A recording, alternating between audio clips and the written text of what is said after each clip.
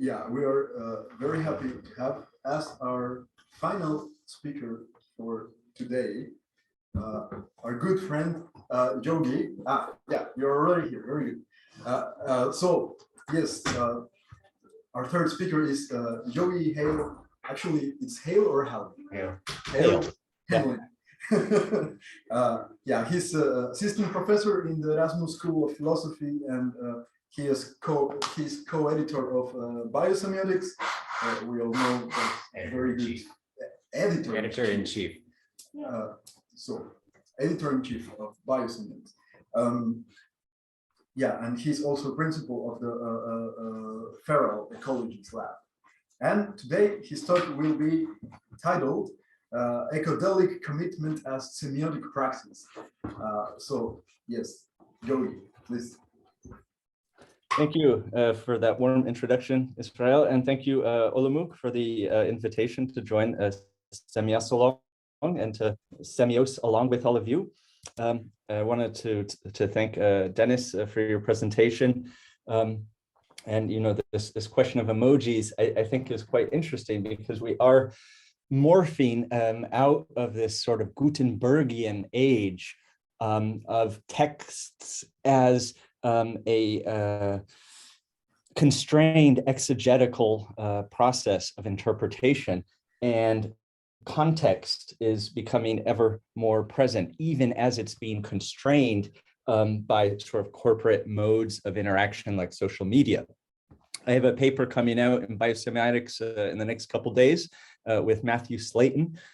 It's called The Musical Turn in Biosemiotics, and I think it might be interesting, Dennis, to interface with some of your work, because we note at the end of the piece in our discussion section that with the advent of TikTok and the sort of videoification of our knowledge and entertainment interface, whereas you could say 100 years ago it was texts, it was books, you know, newspapers, etc., and now we are with videos primarily, right? So with TikTok generation, we are more and more interested in flush aesthetics, right? And so you could say the connotation is taking over the denotation in a sense. And so the emotional valences of logos are getting beyond a sort of language-based sort of reductionist model that we have been acculturated in the West.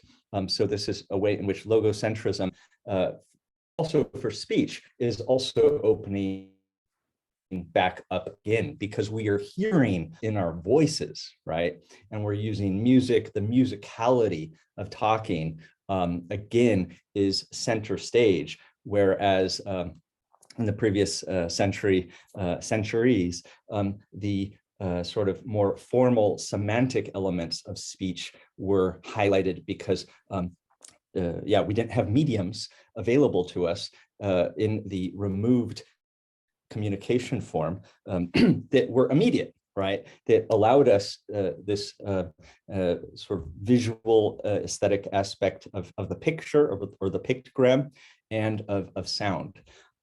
So, and I wanted to also thank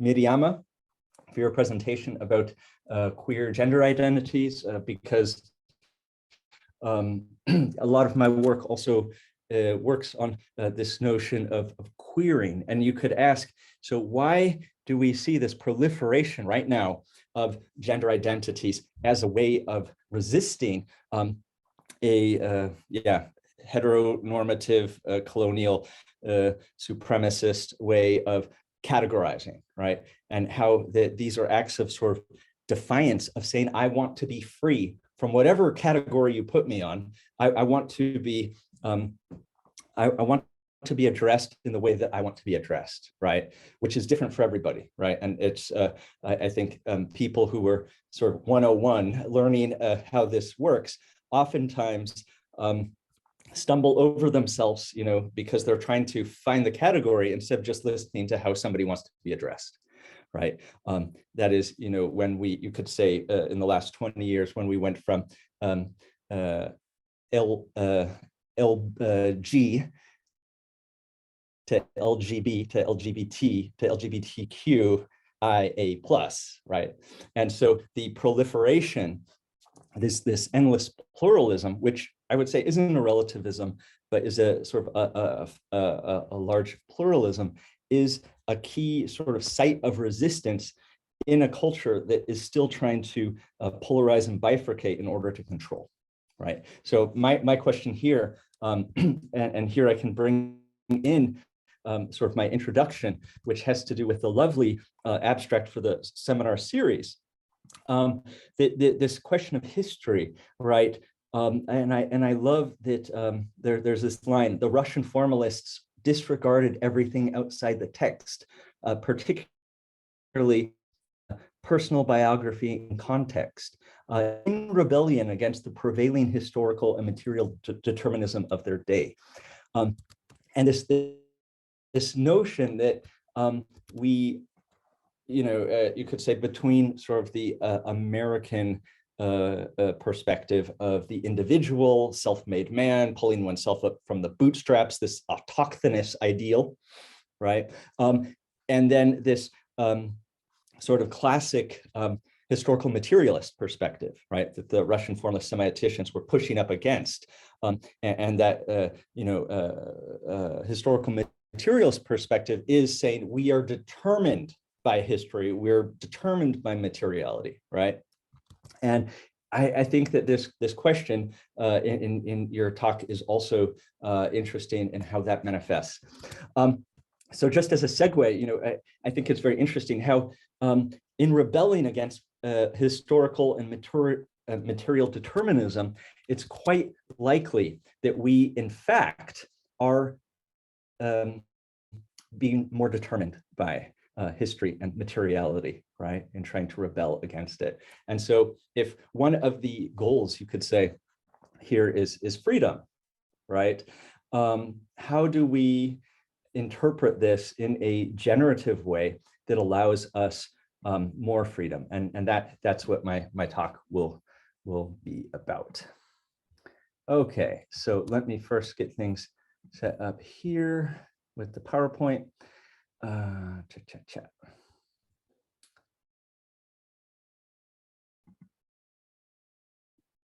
And then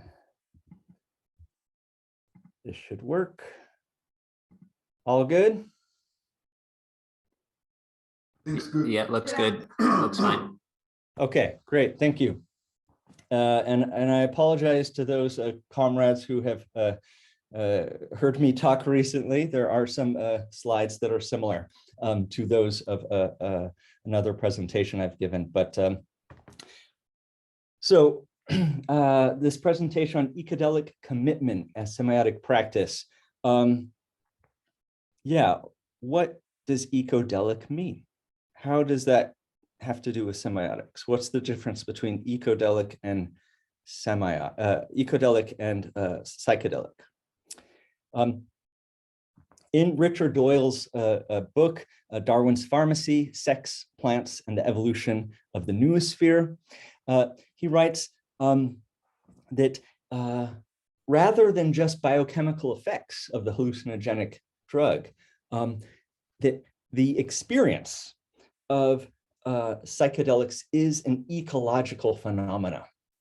And so I refer to ecodelics as a way of decentering the substance itself and expanding this notion of expanded consciousness, right? And so this is, you could say, in line with a lot of theorists like Daniel Goldman, who they have this great book called Altered Traits, where they look at long-term meditators and doing fMRI scans and looking at EEGs and finding that their perception of reality and their reaction to stimuli in their environment is extremely aberrant to your average human. That is, it's far out on the tail of the Gaussian distribution curve.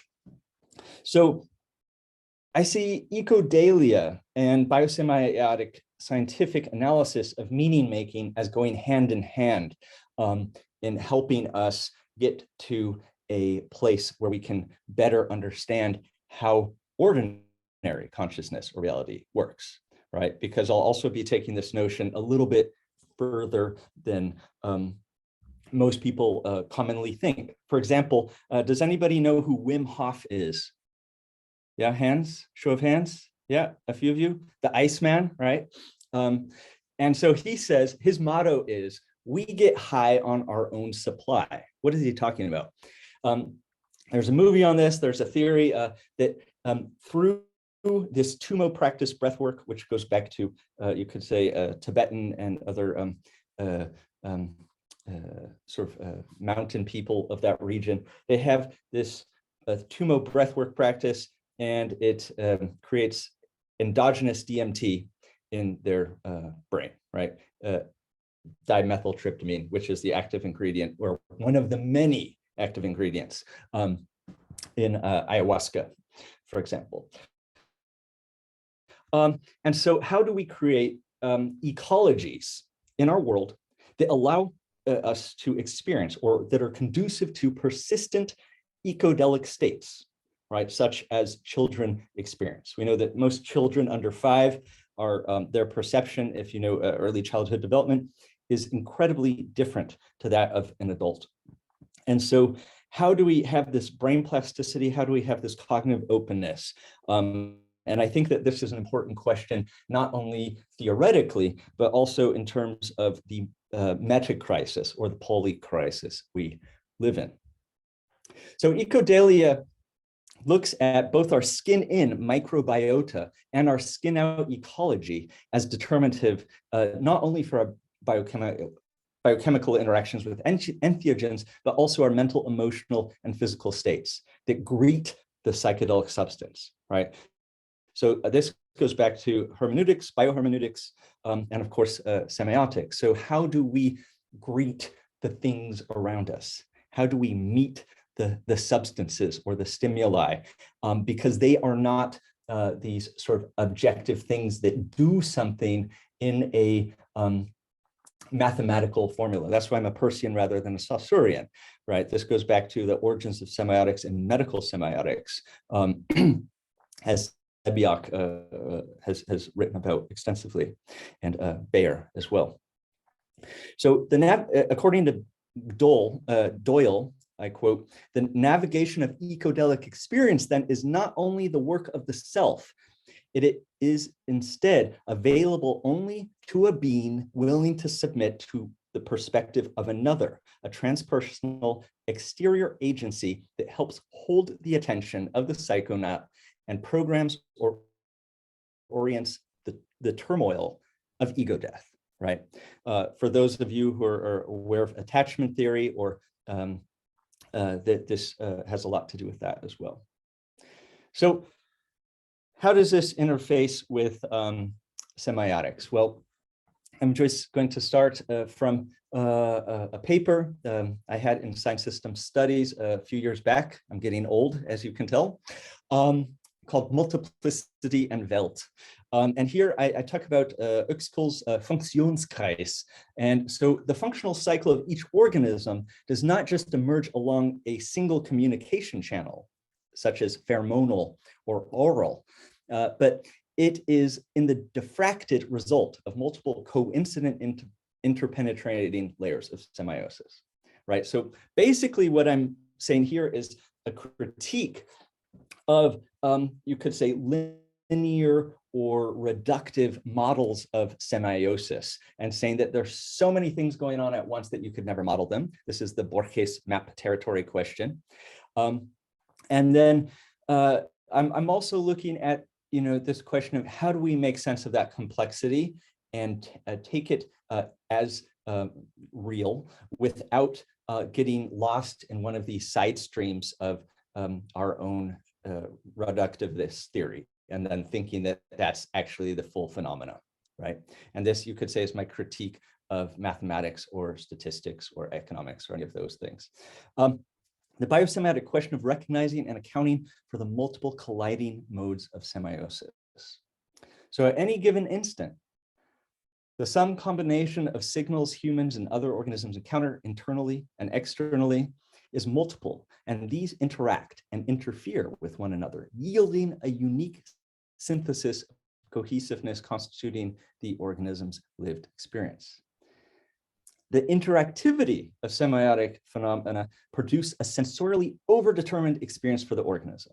And by that, I mean more is going on than can be perceived consciously or otherwise. This is the Umwelt, Umgebung distinction, but it's also saying in our Umwelt, we're always sub-selecting for a particular sort of Gegenwelt, which we then sort of fit to our predominant Innenwelt, right? As Ian McGilchrist would say, it's what we've, our categories, our sort of left brain way of doing cataphatic glossings of reality. So life for any organism is overdetermined for the organism, right? And at the same time, there's an underdetermined individuated sign accessible to reified analysis. So any grasping or trying to analyze what's going on cannot possibly take into account the total influencing interceding diffractions resulting from sign interactions, both in parallel and across channel levels. Now, there's several reasons for this, of course. One is that there's more than we know of scientifically. So that's an epistemological claim. On the other hand, we cannot map it, right? So this is sort of a pragmatic question. And so I think that this is a good basis for connecting what I'm trying to say about ecodelics with my perspective on semiosis. And in that paper, I have this quote by Charles Darwin, which I believe is illustrative of the fact that when we generalize and universalize, we tend to fall into weird categories, right? If you know from neurobiology, there's this book about, the weirdest people in the world, Western educated, industrialized, rich democracies. That's the acronym WEIRD. And so, for example, 95% of all neurobiology saying this brain state or this part region of the brain is correlated with this emotion, this thought, this thing is done basically on white undergrads in Europe and the US. And then we generalize this to the human population saying this is how brains are. But if you focus in, if you zoom in, even from the East Coast of the US to the West Coast of the US, you have highly divergent mappings of brains and emotions or brains and stimuli. So, I mean, imagine all the different languages in Europe, or imagine going to Asia or Africa. And, we cannot assume that the data that we have, gotten from a very narrow, you could say, convenience sample is universal. And so that's sort of, I think, part of what Darwin's trying to say here, if we map that to humans. I'll read the quote just for your pleasure. Quote, I look at the term species as one arbitrarily given for the sake of convenience to a set of individuals closely resembling each other, and that it does not essentially differ from the term variety, which is given to less distinct and more fluctuating forms. The term variety, again, in comparison with mere individual differences, is also applied arbitrarily and for mere convenience sake. That is, it's difference all the way down. It's turtles all the way down. So I'll talk about a couple issues here that hopefully you can understand implicitly my argument about first person, second person, and third person science, which I think ecodelia, and I think ecodelic experience is a form of first and second and third person science simultaneously. Is everybody familiar with these terms, first, second, and third person science? Raise your hand if you're not familiar, please. Okay, thank you, thanks. Honesty will set you free, right? That's how we learn things, since we all have no idea the frameworks that everybody else is using. Hence, why we have talks like this. So first person science is a notion that came out of the research of Francisco Varela and neurophenomenology. I focus on the work of Claire Petit-Mengen and her group, and the notion of first-person science is very closely arrayed with phenomenology, neurophenomenology in particular. Now, second-person science is a dialogical approach, right? So there's this notion of participatory action research, where if you're going to be doing an experiment with people or even with animals, that you try to, as much as possible, include your research subjects in the methodological and experimental setup and way that you conduct it. So you get their input as to what's the best way to elicit the best response from them. And this is seen as a counter move, a counteraction against the Baconian notion of raping nature for her secrets, right? The notion of science as rape, right, of stealing, which has been predominant, you could say, for the last 400 years. One thing we have to pry open, we have to get it at whatever cost, right? The instrumentalist notion of science. And then third-person science is, you could say, our standard notion of trying to be neutral, having a scientific methodology which is verifiable, reproducible, and you could say analytical. And so this is our, you could say, our standard version of science. So first, second, and third, right? All right. So I'm going to go through these different aspects and we'll discuss them. So into ecodelia. There are ethical issues raised regarding the use of non-subjective psychedelics. So there's a big, if you're in the psychedelic space right now, you may be aware that there is a raging question about pharmaceutical companies engineering psychedelics so that they are biochemically active, but not sort of neurologically active, right? So that you could get the benefits of, say, mushrooms, psilocybin therapy, but without getting high, right? And part of, I would say, the main reason that pharmaceutical companies want to do this is so that they can then get patents that they can make trillions of dollars off of. So in this sort of article by Stephen Tapp in the Open Foundation, which is a psychedelic research foundation, he writes, two diametrically opposing views have emerged in the last year within the rapid developing field of psychedelic research. On the one hand, there are those who suggest that the subjective effects of a psychedelic experience, getting high, as we would call it, are paramount for their full and enduring positive effects. That is, that metaphysical states are the healing process. It's not biochemical processes on their own, it's metaphysical states, right? That's the claim. Others negate this view that, that in turn conjured up a class of substances that don't exist, they're just postulating them, called psychoplastogens. Which postulates that the observed therapeutic effects are entirely accounted for by the measurable biological processes. So that's a type of, you could say, substance essentialism, right? It's like in Catholicism, you have the wafer, you take it, it's Christ's body. It doesn't matter if it's not really Christ's body, it still does the, you still become like Christ, right? And what we see is that psychedelics are being instrumentalized, right?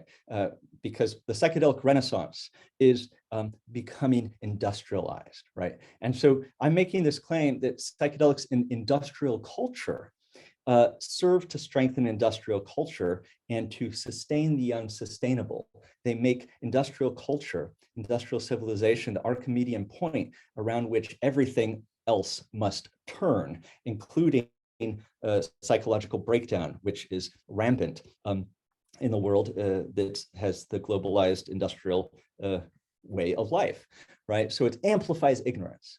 So similar to how bacteria develop antibiotic resistance, the ego itself can also become resistant to psychedelics, or you could say talk therapy or the advice of a good friend, right?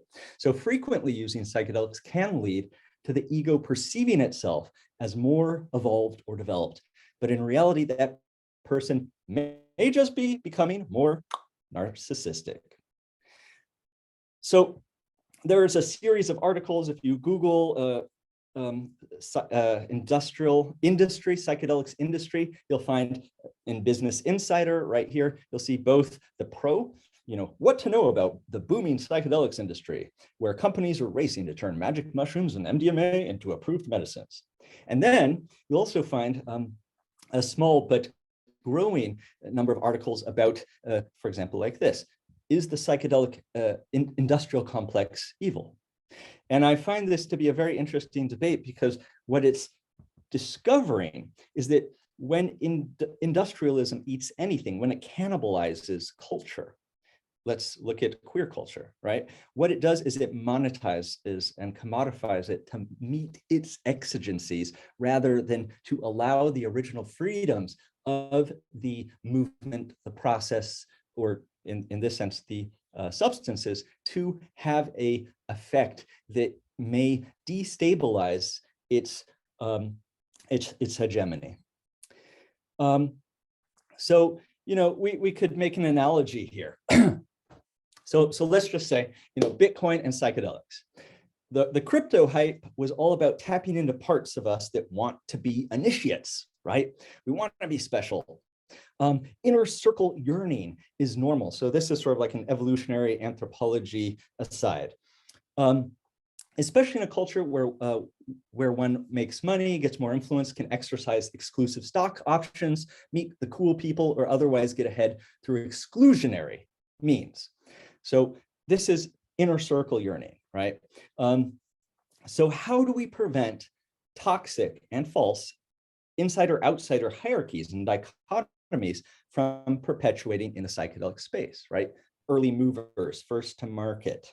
Yeah, those are some of the keywords we could think of.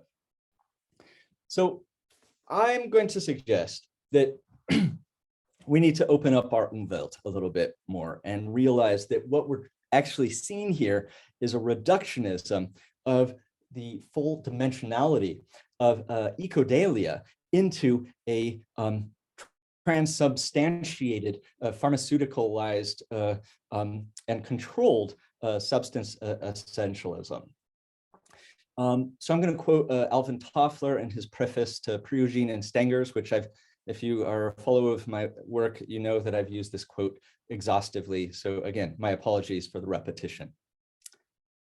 A host of intriguing issues about whether all parts of the environment are signaling all the time or only intermittently, about the indirect second or nth order communication that takes place, permitting a molecule or an organism to respond to signals which it cannot sense for lack of the necessary receptors.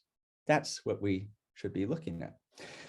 A signal sent by the environment that is undetectable by A, say us humans, but may be received by B, let's say psilocybin, and converted into a different kind of signal that A is properly equipped to receive, so that B serves as a relay or a converter, and A responds to an environmental change that has been signaled to it via second order communication. So here's a visual representation of that.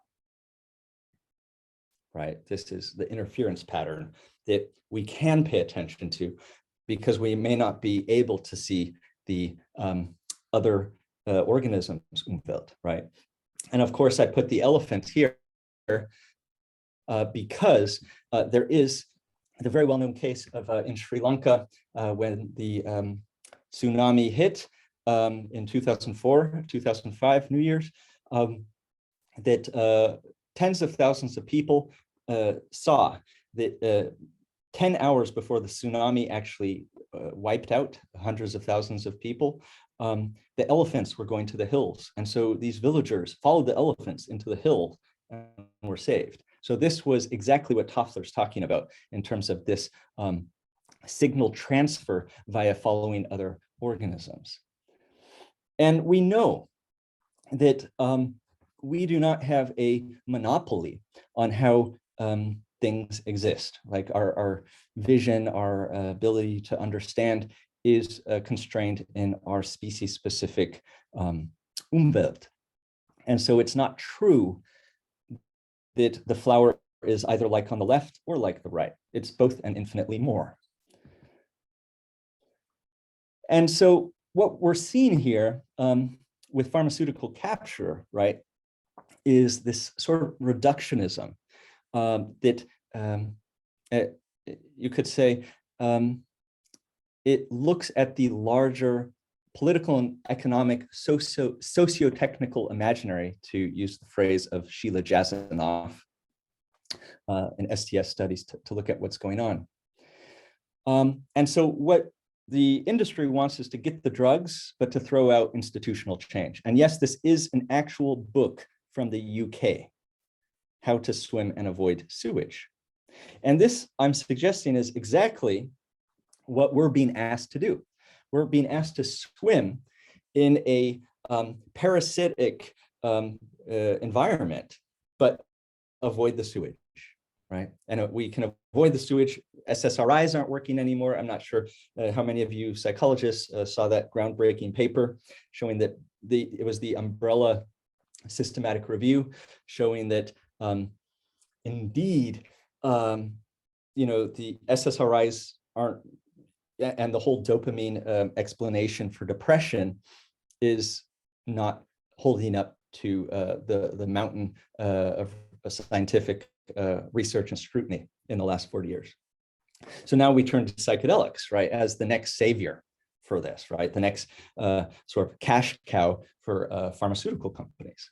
And I see this as a lack of respect for psychedelics, a sort of wet eco mentality, which I'll talk about later. And so some of the headlines we see, drug companies are investing big in psychedelics, but can they engineer out the trip? That's from the, the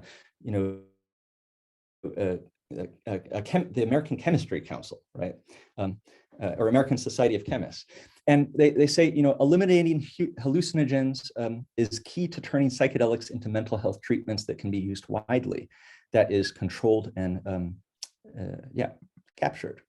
So are we sort of, turning into a world where our every thought is, our every micro movement, glance is being micromanaged in order to have us survive in an unhealthy environment rather than addressing the elephant in the room of the unhealthy environment? I'm going to suggest that that is indeed what's going on. And suggest that ecodelia, taking an ecodelic sort of frame, prevents passing disease around. So as David Abram in The Spell of the Sensuous writes, quote, disease is often conceptualized as a kind of systemic imbalance within the sick person in Western medicine. Yet such destructive influences between our human community are commonly traceable to a disequilibrium between the community and the larger field of forces in which it is embedded. Only those persons who, by their everyday practice, are involved in monitoring and maintaining the relations between the human village and the animate landscape are able to appropriately diagnose, treat, and ultimately relieve personal ailments and illnesses within the village. Any healer who has not simultaneously attended to the intertwined relation between the human community and the larger, more than human field would likely dispel an illness from one person only to have the same problem arise, perhaps in a new guise, somewhere else in the same community. So this is basically Rat Park and all the work of Bruce Alexander, right, where he talks about in his book, The Globalization of Addiction, he says, addiction isn't you, it's the cave you live in. And I think that we're a little bit like these frogs, right? We take this 2D experience to be real. Here, I'll just, we take this to be reality. And what happens is we start jumping at it and we want to eat the worm. but the worm isn't there to be eaten. And so we get frustrated and hungry, and eventually we die. And so perhaps what happens with this simulacra is that we end up in a world like this, right?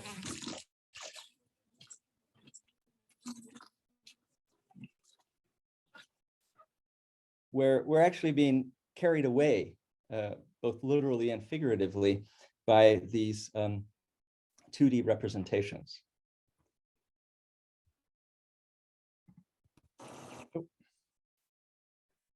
So to put it in the terms of quantum physics, we may be, according to quantum physics, living in a world where there's at least 11 dimensions. But the rest of our sciences exist as if we were only interacting with 4. So where did the other 7 go? Do they not interact with us because we pretend they don't exist? Do they comply with our disregard of them? And I'm going to suggest that that's not actually how the universe works, that we are being influenced by things that are outside of our conscious awareness. And so that it behooves us to enlarge our awareness of reality. That is to expand our Umwelt, to pay attention to our blind spots. And so with ecodelia, there's more than just, you could say, the individual experience, right? If you read Gilbert, Sapp, and Tauber's paper, A Symbiotic View of Life, they say, we have never been individuals, we are lichen, right? So if you look at diet, gut microbiome, hormone levels, endogenous mutualists, commensalists, and parasites, on a biochemical physicalist level, we're already not individuals. So how could we possibly take a psychedelic and have it have a sort of repeatable, measurable, homogenizable effect, right? And by psychedelic here, you could talk about coffee, right? Or anything else. It doesn't have to be, something that has mystique value or exoticism or any of our other fetishes. We could look at thoughts and emotions from an idealist perspective: supervenience, tension, attachment, resistance. We know very well how the holobiont notion in the extended evolutionary synthesis makes us up, that we are a holobiont, that anytime we say I, we should really be saying us, we are. So maybe the royal we is a nice way to go, as suggested, right? And we also know that set and setting and sacredness play a big part in how we engage with the world, how we greet a substance, right? There's my favorite piece of this is the question of signal to noise ratio. How do we increase signal and reduce noise so that we can have a clear interface with that which is useful, has something to say, and how do we get rid of you could say the PR agencies running interference, or the cosmic smog of putting more satellites into our atmosphere. I see these as fractal, of course. And then we can look at regenerative ecologies, healing of self, always connected with healing of environment, where these are not two separate things, and yet we treat them as that. We try to, through pharmaceuticalization of psychedelics, say your environment is going to keep on getting shittier and shittier, but hey, take this, and you'll be less fucked up as a result. And so I see ecodelic experience and this reframing as a sort of peacemaking. And the final type of ecodelia I see as metaphysical ecologies. And here I'm going to draw on a more speculative work, but I think it bears in, it is quite useful for us to bear in mind whether we take it to be literal or figurative, right? Or if we believe in this particular evaluation of it or not. So I'll just read some quotes. The prospect that Just as our bodies are a complex concoction of native cells, bacteria, viruses, symbiotic and parasitic organisms, there may be a similar psychic ecology of various forms of consciousness or sentience. What I want to suggest here is that that many of the thoughts and feelings we experience as our quote unquote our own are not really our own at all, but genetically alien, quasi-independent selves which exist in symbiosis with the native aspects of our conscious lives. They are those mysterious and mischievous beings that have been called at various times gods, spirits, angels, demons, elves, machine elves, archetypes, mass delusions, aliens, neuroses, and so on. They constitute a rather heterogeneous collection of forms of consciousness that have their own psychologies, their own moral principles, and their own likes and dislikes. But like the microbiome in our gut, they serve prophylactic and other functional purposes that we are deeply dependent on. If we welcome them as full citizens of our psyche, we will be all the stronger for it. So how do we make sense and how do we include that which we are scared of, that is part of our, you could say, our ideational or our metaphysical Umwelt? And as Ian McGilchrist suggests in getting around this notion of single metric selection and deficits, quote, meaning comes out of living in a consistent culture where there is the sense of connection with one's past and future. And not just with one's own past, but with the past of people who have made you who you are, and with the other people in the society to which you belong and to the world at large, the natural world and the things that are just simply beyond our ken, the transcendental. So how do we open the aperture of our understanding of ourselves? This doesn't mean that we have to accept, for example, the sexist coded way of the Czech language, et cetera, but understanding that there is a genealogy which we inherit and that we can play with, right? And so I think that play as a concept is extremely important in finding a way forward from the things that, status quo, the way we've always done things, and the radical difference, which many of us feel is necessary for a more livable planet and a more sort of livable society. And so how do we bridge that gap in a respectful way that doesn't cause more, backlash? And I think that's one of the fundamental questions here. In his book, Columbus and Other Cannibals, Jack Forbes writes about the Wetiko disease. And Wetiko is sort of this, this spirit or instantiation or this concept of insufficiency, never having enough, right? The idea that there can never be enough to be fulfilled. And so there's always being hungry. We know this in Tibetan Buddhism as the realm of hungry ghosts, for example, right? The bardos. And so, brutality knows no boundaries. Greed knows no limits. Perversion knows no borders. These characteristics all push towards an extreme, always moving forward once the initial infection sets in. This is the disease of the consuming of other creatures' lives and possessions, Forbes writes. He says, I call it cannibalism. So how do we deal with this, right? Either in the psychical, metaphysical realms or in the very material ones of our planet.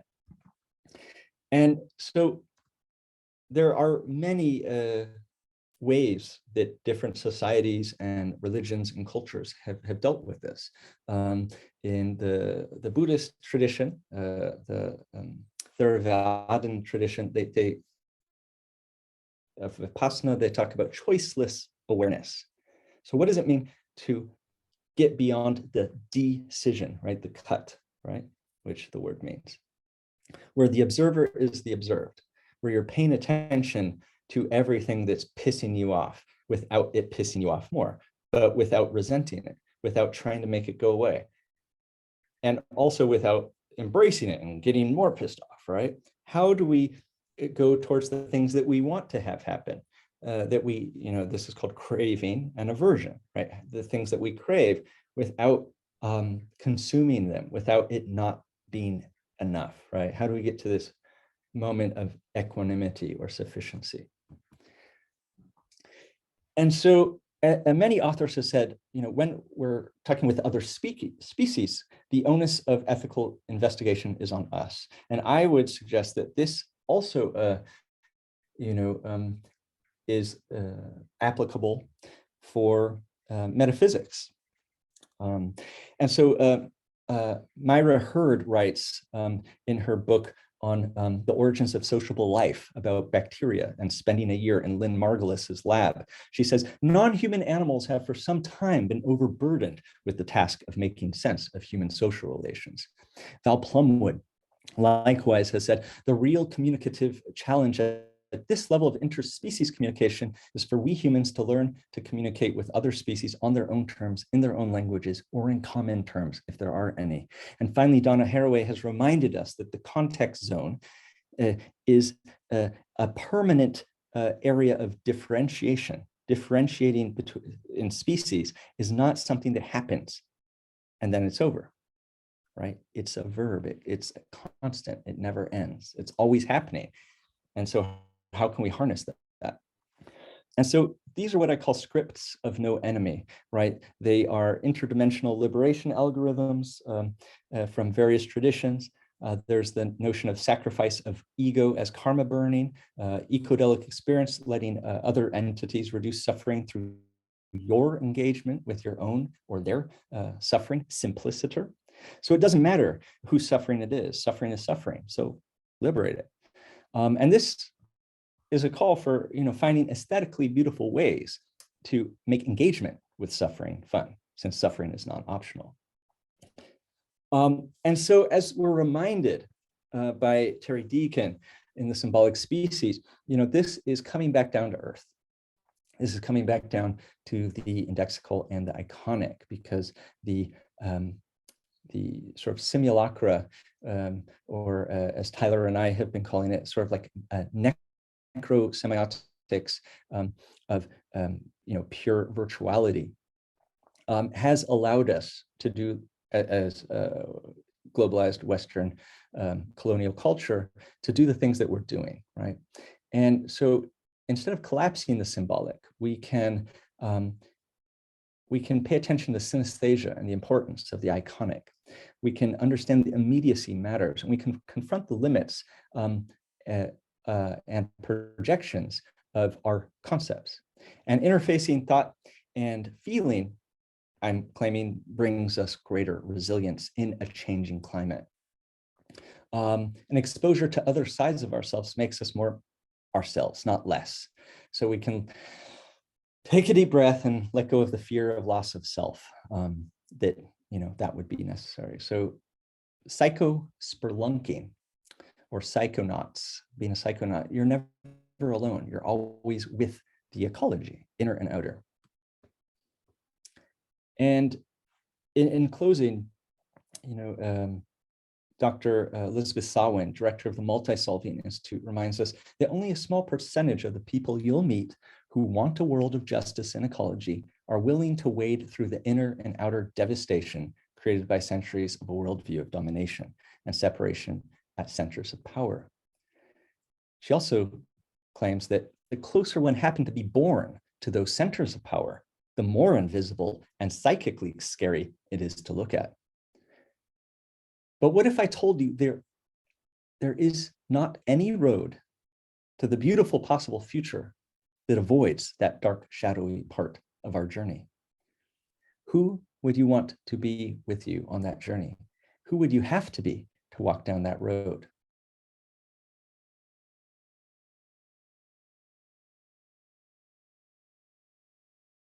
So perhaps what we need is not heroic individuals, but breaking down the notion of separation, as Thich Nhat Hanh suggests. Thank you very much.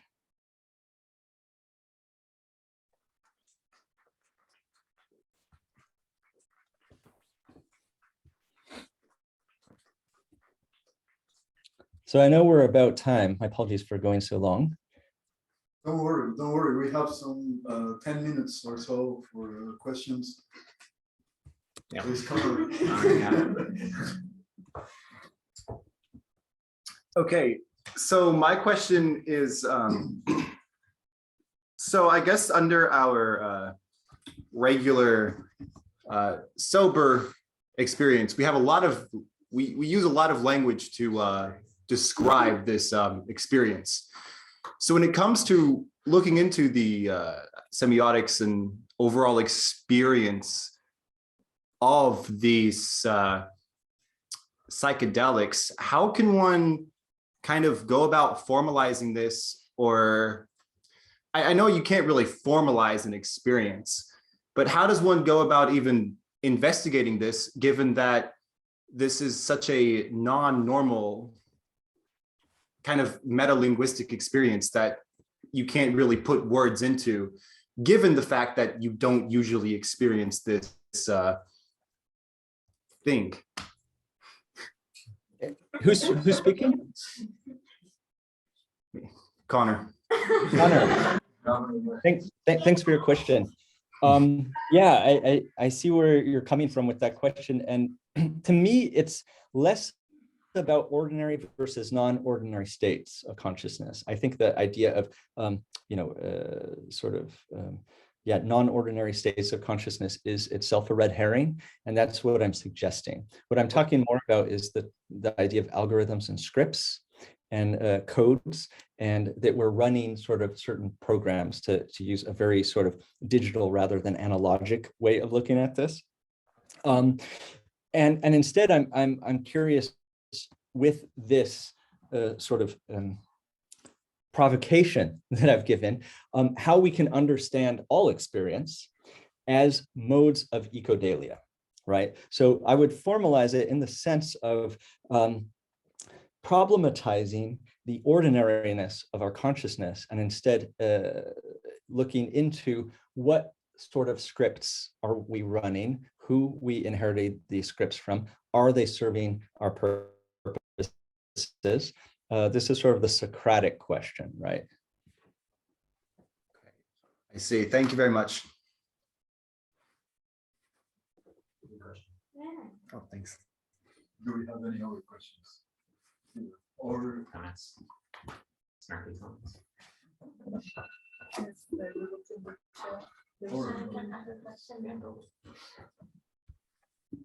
Hi, Yogi, can you hear me? Hi, Ludmila. Yeah. Hi, thank you so much. This was a very nice presentation. I've seen the previous one on the same topic, and I've got much more from this one. It was more developed, and yeah, I understood more, so to say. So thank you for that. And my question is, have you heard about the language evolution related to consuming of the psychedelic mushrooms? And what is your opinion on this topic? Thanks for that question. I believe you're referring to Terence McKenna's stoned ape hypothesis of how humans became human.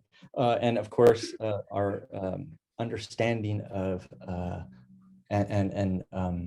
development and I want to say the word Beherrschung, our command of language, is posited by Terence McKenna in Food of the Gods to have come from the ingestion of chimpanzees, right? And then early humans of psilocybin and other psychedelic mushrooms as a intentional activity that gave us evolutionary advantage, that provided more adaptation and fitness, right? So I think that if you look at the booming multi-billion-dollar industry of neurotropics, right? This idea of substance-aided human enhancement, which is still, I would say, very impoverished because it's not usually looked at by its adherents in a larger sort of ecological or ecosemiotic sphere. It's looked at sort of substance reductionism.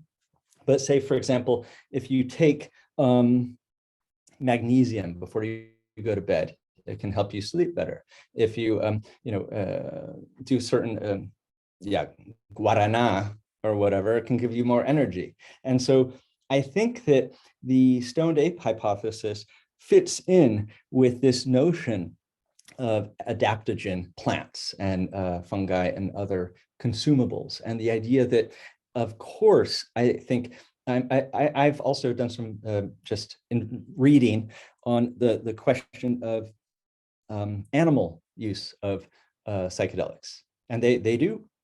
And usually, when animals say take something they wouldn't normally take, it's to cure them from an illness, to help them with the disease.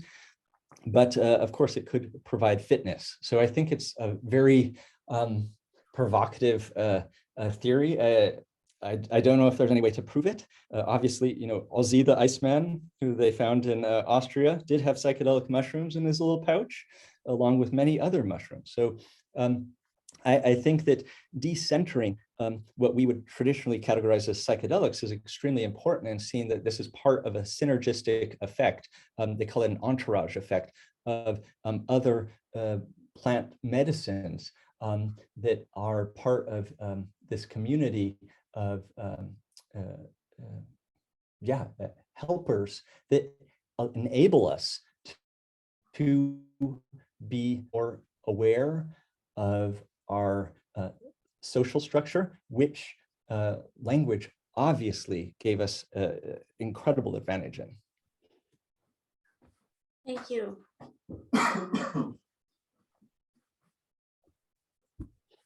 And what about Tartu? See, you guys, you're having too much fun over there. You're not paying I think attention. they're enjoying some ecodelics themselves. Can I have a question, or may I present a question? It's Herman. Yeah, Herman, what's your question? Yeah, hi, it was very interesting. How do you say, many aspects, but it's a sort of a dilettante question in the sense that since, well, historically, most of, well, all psychedelic use or entheogenic use, whichever you want to call it, has been based on, well, either mushrooms or plants and so on, that is, of natural origin.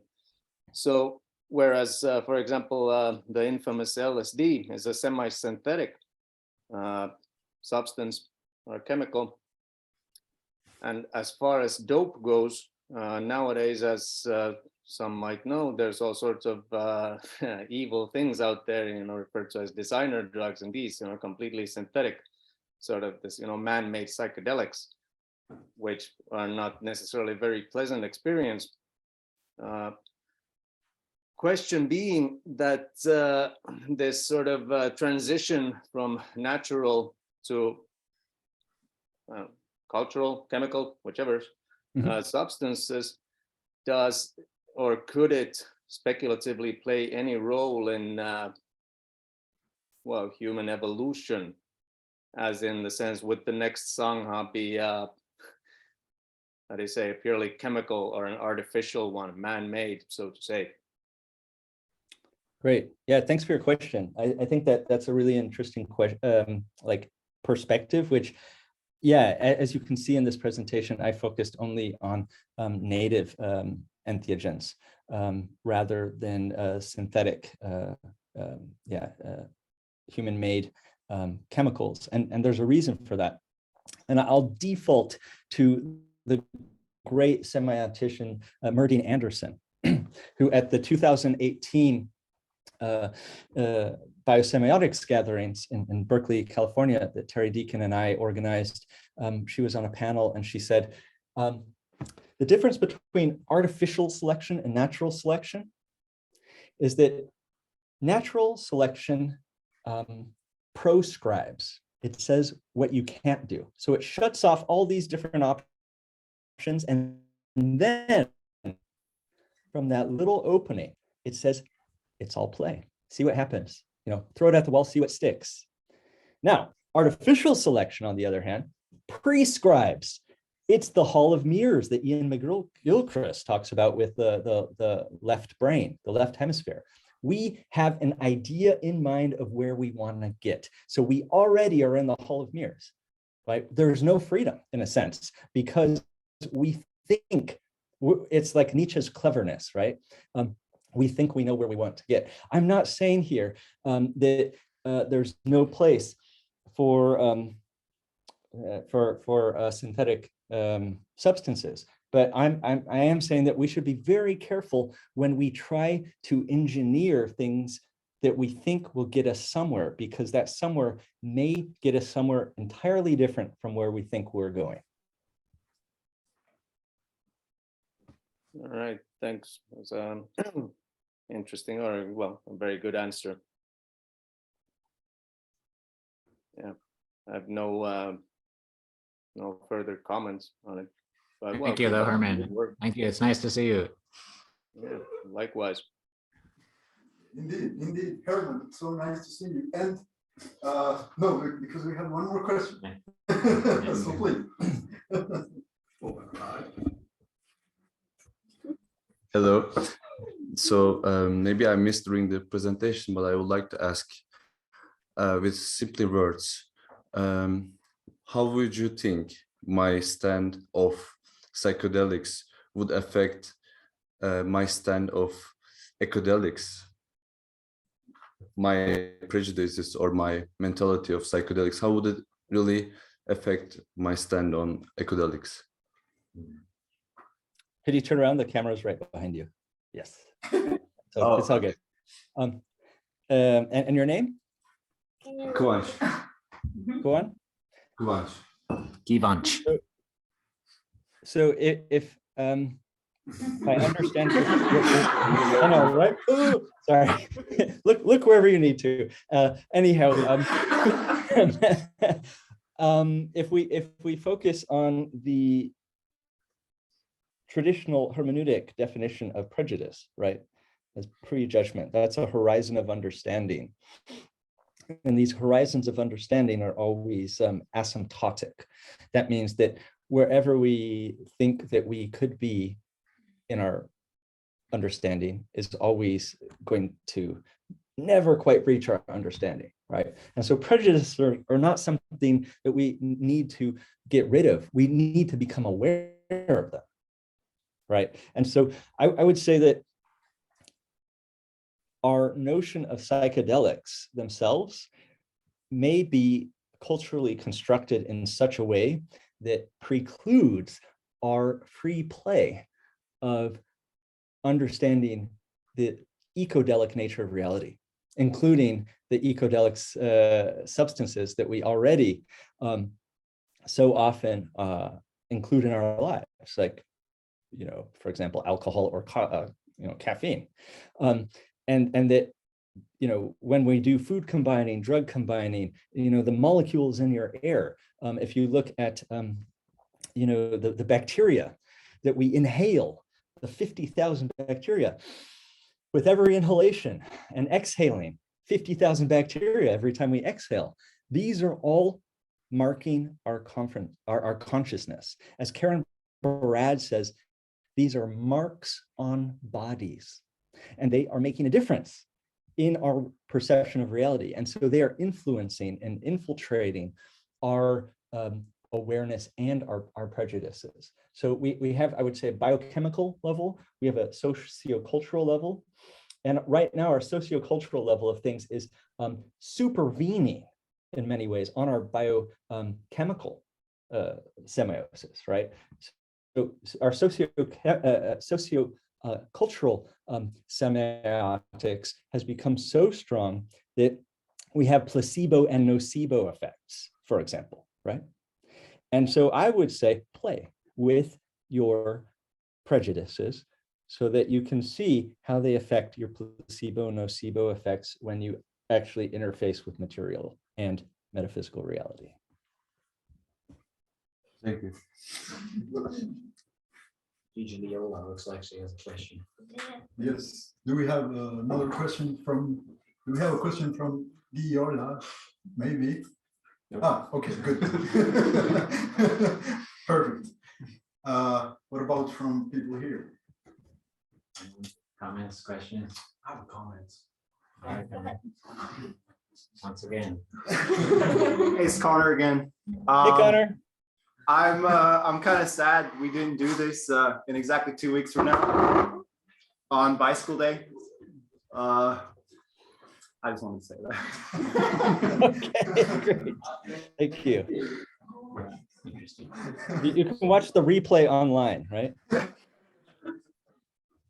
Comments over here. Anyone? Okay, Anyone? well, then it's okay. So you can leave the camera on. And because yeah, then we can call it a night for today. We, Yogi, thanks a lot. Yes. Thank you. And yeah, so don't forget that we still have one more session to go. So in 2 weeks, we will have our last session with very wonderful speakers, Julia, Marina, and we will have a surprise speaker. Surprise speaker. Yes. Who's it going to be, Israel? Well, it will be Julia, Marina, and me for next for last session. So yes, so don't remember to come. Yes, do remember to come. Don't forget. And yeah, as for today, well, just thanks again for everyone to be here and to be there. It's really so great to see everybody. Herman, it's you know, I love you. It's great. And yeah, everybody in Tartu, they look so it's perfect. So see you then in 2 weeks. And yeah, that's it. Ciao.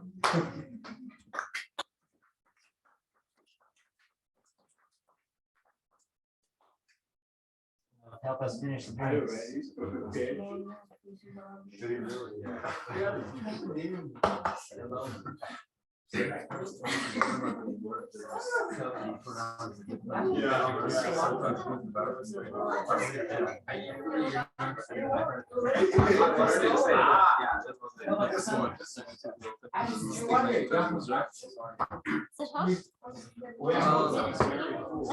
Hej, já ho beru, že teda se vás ještě spýtám.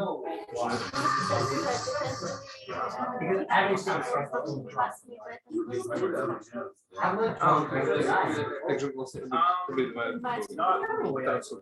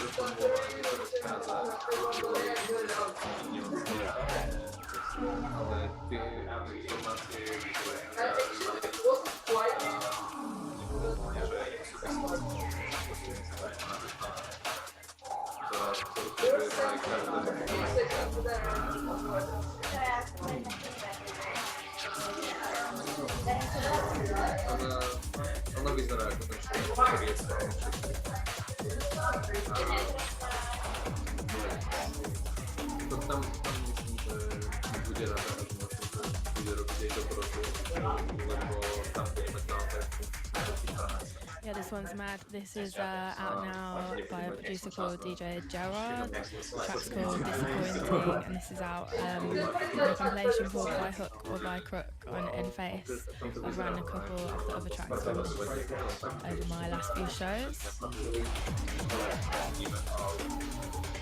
Next up, I got a track from Size, which is coming out on Control Freak Recordings.